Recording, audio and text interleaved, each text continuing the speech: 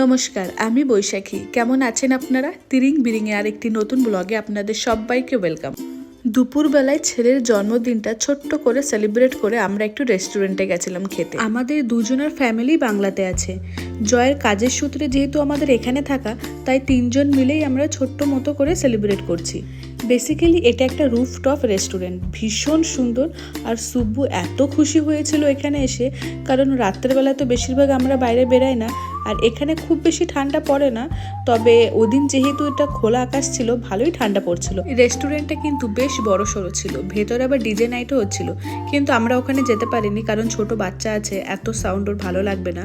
আর কিছুক্ষণ পর, ওই আধা ঘন্টা 45 মিনিট পর সুব্বু কান্না শুরু করে দিয়েছে, বাড়ি যাবে। তো আমরা ডিসাইড করলাম চলো তাহলে, এবার অনেক হয়েছে, এবার বাড়ি যাই। এইরকম বিশেষ দিনগুলোতে ফ্যামিলির কথা খুব মনে পড়ে। চলুন তবে বাড়ি যাই, কার্ডটাও চলে এসছে। দেখা হচ্ছে আবার পরে, টাটা।